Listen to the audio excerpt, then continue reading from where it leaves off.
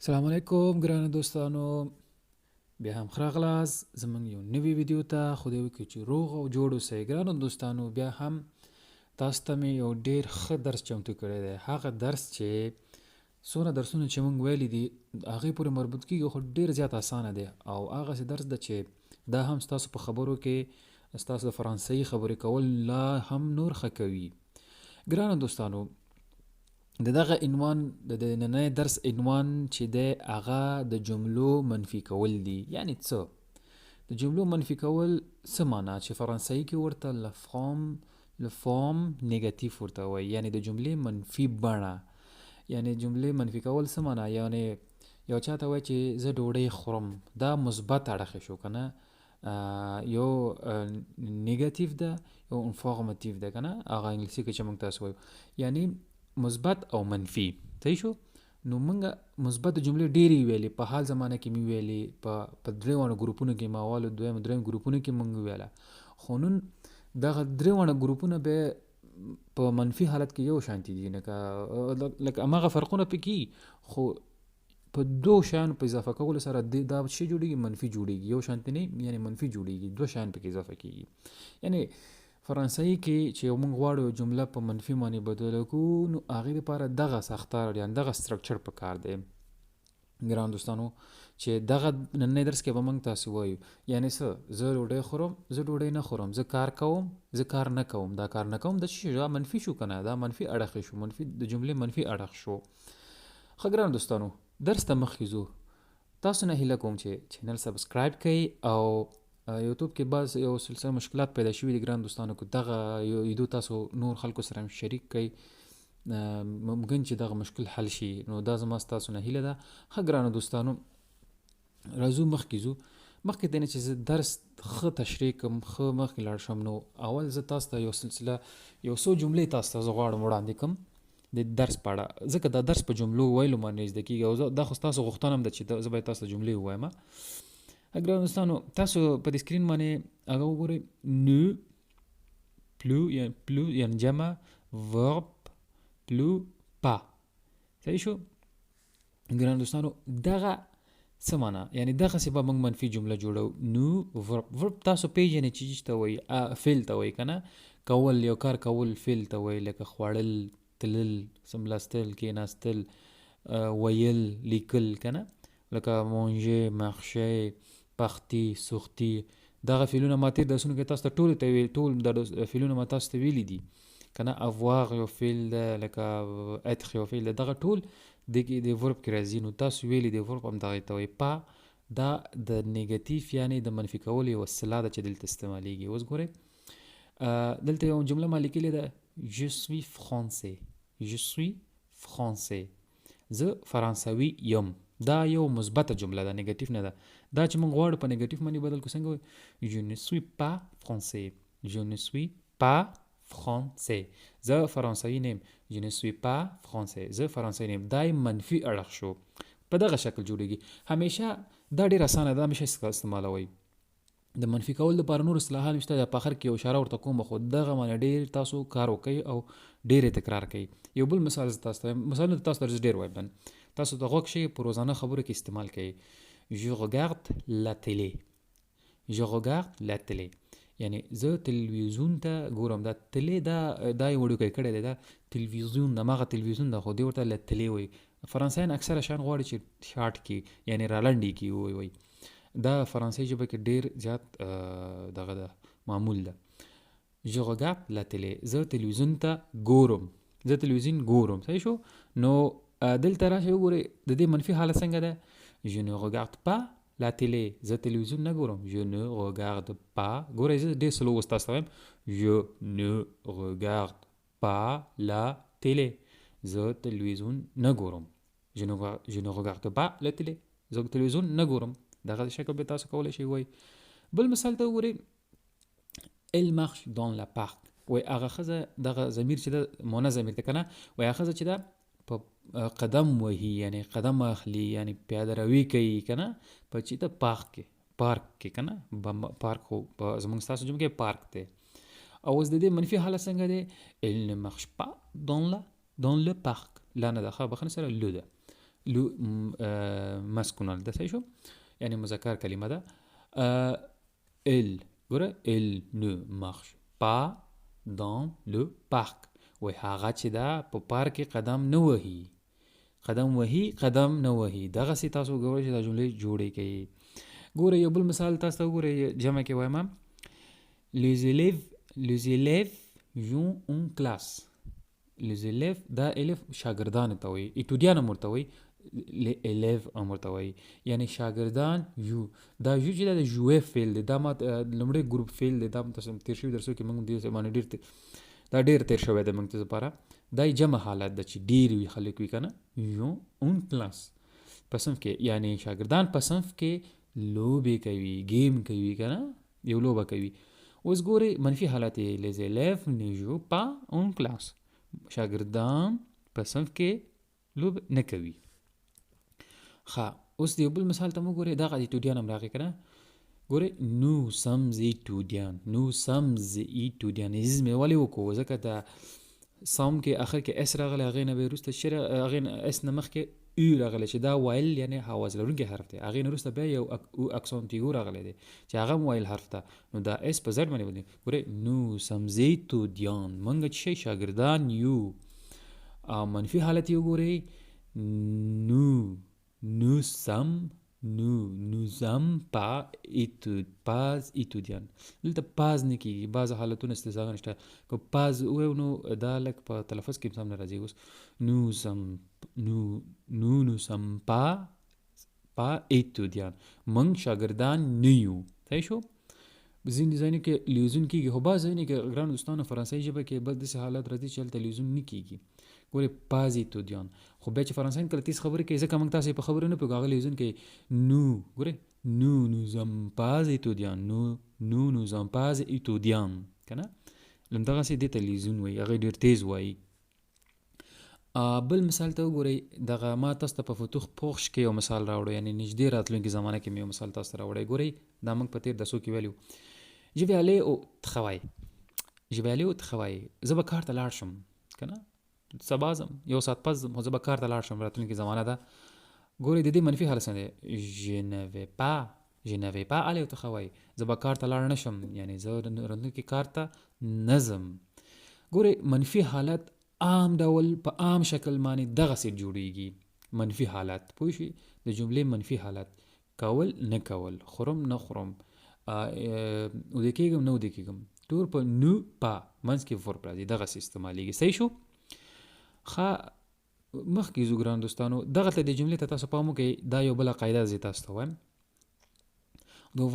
devant un voyelle، وایي مخکې devant un voyelle، وای مخکې د یو وایل حرف نه. وایل حروف موږ تاسو په دویم دریم څلورم درس کې ما تشریح کړی دی. څوک که دې درس ته زموږ چینل ته نوي راغلي نو کولی شي چې زما درسونه هغه اول نه تعقیب کړئ، نو دغه وایل حرف به تاسو ښه وپېژنئ، او د فرانسې په حروفونو کې دا درس شته دی. خو ګورئ devant un voyelle، مخکې د یو وایل حرف نه دغه نو چې ده devient نو، یعنی دغه نو چې ده بدلیږي، دغه نو په اپوسټرف نو باندې بدلیږي. دا خو ما بار تاسو ته ویلي چې کوم ځای کې وایل حرف راشي نو هغې نه مخکې چې شي نو هغه په اپوسټرف یې اخلي، چې کله چې په وایل حرف باندې ختم شوي وي. صحیح شو؟ دا به په مثال کې به په دې باندې ښه پوه شئ تاسو. ګورئ ژوکوت دلته وګورئ په ژو کې دلته اپوسټرافي راغی ځکه چې هغې نه وروسته ایکوت په وایل حرف باندې شروع شوی که نه. ژوکوت د لا میوزیک، زه میوزیک ته غوږ نیسم، غوږ مې نیولی دی که نه، نیسم نه نیولی مې دی. ژوکوت د لا میوزیک حال زمانه ده، ما میوزیک ته غوږ نیولی دی. صحیح شو؟ میوزیک هماغه میوزیک ده که نه، تاسو موږ تاسې پیژنو هماغه موسیقي به وي. ښه اوس د دې منفي حالت کې تاسو وګورئ je n'écoute نشو ویلی ها، je n'écoute pas de la musique. دلته هماغه د ایکوت په وایل حرف باندې ختم شوی دی، دا نو چې ده اپوسټرافي واغوسته هغه بل ای د لاسه ورکړو.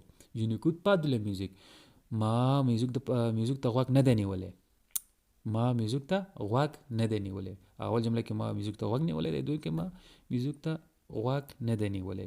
په کوم ځای کې چې په جملو په معنا پوه نه شئ ګران دوستانو کمنټ کې پوښتنه وکړئ، که په تلفظ باندې هم پوه نه شوئ په انسټاګرام کې راته مسیج وکړئ، زه به تاسو ته بیا بار خپل آواز کېږدم، تاسو به پوه کړم انشاءالله. همداسې به مخکې نه ځئ، درس به زده کوئ ګرانو دوستانو، دا زما تاسو نه هیله ده. ګورئ یو بل مثال تاسو همدغه قاعده کې در کوم. الا بیت مارسی یو ښار ده په فرانسه کې، ډېر غټ ښار ده، ډېر ښه ښار ده. تاسو کولی شئ چې دې نه لیدنه وکړئ، په یوټیوب کې د دې ویډیوګانې تاسو کتلی شئ، که توانۍ لرئ لاړ شئ وګورئ. الا بیت مارسی وایي هغه چې ده په مارسی کې ژوند کوي. ابیته فعل ده، ګورئ ژوند کولو ته وایي، صحیح شو. ګورئ اش کوم ځای کې چې اش هم راشي هغه به اپوسټروفي اخلي، ځکه اش خو دلته په فرانسې ژبه کې نه ویل کېږي، نو هغې نه وروسته راغلی، موږ به هغه کلمې ته ګورو. اوس ګورئ منفي حالت کې ګورئ il n'habite pas à Marseille، هغه په مارسی کې ژوند نه کوي. وګورئ هغه اپوسټروفي واغسته که نه. دا په فرانسې کې ډېر زیات ده، په دې درسونو کې مې دې باندې ډېر تاکید کړی دی، دې نه چې تېرېږم ځکه تاسو په دې پوهېږئ، که څوک نه پوهېږي تېر درسونو کې ما ډېر ښه تشریح کړی دی. ښه ګرانو دوستانو دغه باندې هم موږ تاسو پوه شو. اوس راځو یو بل مثال هم زه تاسو ته در کوم. ګورئ vous avez 30 ans، وایي ان، ګورئ ان دلته دغه کې دا لیوزون ده، وایل نزل ده، آنس به نه وایو که نه، دا کال ته وایي. یعنې vous avez 30 ans، تاسو 30 کاله رالی، یعنی تاسو 30 کلن هستئ، 30 کاله ستاسو عمر ده. د دې اوس ګورئ اپوسټروفي یعنی په دغه قاعدې په اساس تاسو ورته وګورئ. vous n'avez pas، vous ne avez pas نشو ویلی، ne avez نشو ویلی، vous n'avez pas 30 ans، تاسو 30 کاله عمر، یعنی تاسو 30 کلن نیستئ، تاسو 30 کلن نیستئ، صحیح شو. بل مثال ته وګورئ علم شانته، علم شانته وایي هغه جنۍ یا ښځه خوښیږي چې سندره ووایي، خوښوي چې سندره ووایي، د سندر ویل خوښوي، څو معناګانې دې ته کولی شو، صحیح شو. شانتې سندر ویلو ته وایي. ایم چې دا خوښول ته وایي، دا شانتې مال ته ګردان نه کوو، زمونږ ټول کار هماغه اول فعل سره دی. کوم فعل چې اول په جمله کې راغلی موږ هغه ګردانو، هغې نه وروسته به ټول هماغسې راځي، او هغه دا شیان به ترې نه لرې کوو. په هماغه دریم ګروپ کې هم داسې ده، دویم ګروپ کې هم دغسې ده. ګورئ د دې منفي حالت ته وګورئ il n'aime pas، ګورئ il n'aime pas نشي ویلی، دا ګورئ سخت هم راځي په ویلو کې ځکه ویل راغلی دی، نو دلته به څه وایي ګوره il نه ده، il n'aime pas، il n'aime pas chanter، یعنی هغه سندرې ویل نه خوښوي، صحیح شو. دغسې مثال. ښه مخکې ګورئ ګران دوستانو دغه اصطلاحګانې تاسو وګورئ، دا څلور اصطلاحګانې نو rien نو jamais نو plus نو پرسن، همدغسې نو نی که نه، دغه هم د نیګټیو یا د منفي کولو د جملو دپاره هم دا استعمالیږي، خو زه تاسو ته دغه پروپوز کوم یا تاسو ته دغه پیشنهاد در کوم چې تاسو نو په ډېر استعمالوئ. دې لپاره هم زه تاسو ته یو څو مثالونه در کوم، خو تاسو ته وایم چې هغه ډېر استعمالوئ. ګورئ دلته اوس زه یو مثال در کوم، زه اسانه مثالونه ورکوم چې تاسو پوه شئ، ځکه دا به وروسته لږ سختېږي. je mange du شوکولات، زه شوکولات خورم، شوکولات هماغه چاکلیټ او شوکولات چې ورته وایي که نه خواږه، زه هغه خورم که نه، زه خورم. دو مقدار دپاره استعمالیږي. ګورئ دو ته پام وکړئ ښه چې دلته ویلو سوی د هغې تغییرات پکې راځي. ګورئ je n'aime pas دو هلته دو که نه، دلته اوس ګورئ je ne mange pas دو نه دی، دو شوکولات دی، دلته دو په دو باندې بدل شو. په منفي په حالت کې چې هر چېته که نه، که دلته لاوي دغه دو په ځای لووي لیوي یا دو وي، دغه دو هغه په منفي په حالت کې ټول په دو باندې بدلیږي، دغه دو دی او باندې بدلیږي. داسې ما دلته وګورئ تاسو ته نشاني کو دلته په منفي حالت کې دا قاعده زده کړئ، صحیح شو. په فرانسې ژبه کې ټول په منفي حالت کې دا په دغه شان باندې بدلیږي. بل مثال ته وګورئ je mange encore du شوکولات، زه غواړم چې نور هم شوکولات وخورم، زه غواړم چې نور هم شوکولات وخورم، یعنی غواړم شوکولات وخورم دو شوکولات. په منفي حالت کې وګورئ هماغه شی je ne mange plus، هغه پلو مخکې هلته راغی که نه، دو شوکولات، je ne mange plus de شوکولات، زه نور شوکولات نه خورم، د پلو دلته داسې معنی کوي زه نور شوکولات نه خورم، یعنی je ne marche plus که نه، je ne marche plus، زه نور نه ګرځم، je ne parle plus، زه نور خبرې نه کوم، je ne vois pas، زه نور نه ګورم. تاسو کولی شئ نور جملې جوړې کړئ، پیدا کړئ، دغسې دی، صحیح شو.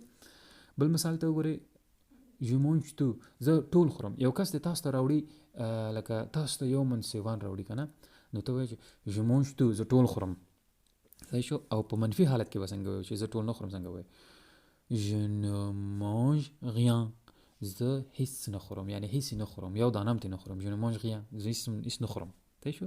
دغه اصطلاحات دي تاسو کولی شئ زده کړئ خو نه په هغې نه مخکې دی.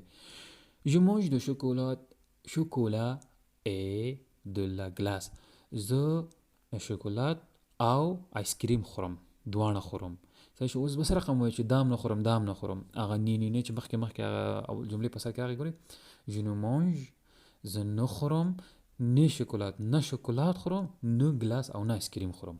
ګورئ دلته دو دا ټول ته لرې شو. ګورئ ښه نه پاتې شو. دغه اصطلاحګانې د دې سره ځان اشنا کوي رو مخکې ځو. په آینده کې دا ډېر راځي به نورو تشریحاتو سره به زه تاسو دا تشریح کوم. خو بیا هم تاسو ته وایم چې تاسو کوشش وکړئ چې په هغه اول سره کې چې کوم جملې ما ویلې نو ورب پلس پا دغه قاعدې په اساس تاسو جملې ډېر استعمال کړئ ځکه دا اوس او سطحه ده به وروسته چې ده به تاسو ادو یا بیا سطحه ته چې ورسېدئ به په دې شیانو پوهېږئ. ګران دوستانو دا زموږ د نن درس. بیا هم تاسو نه هیله کوم چې زما چینل سبسکرایب کړئ چې تر څو زما ټولې ویډیوګانې تاسو درشي. ډېره زیاته مننه. خوشحاله اوسئ. د الله په امان. او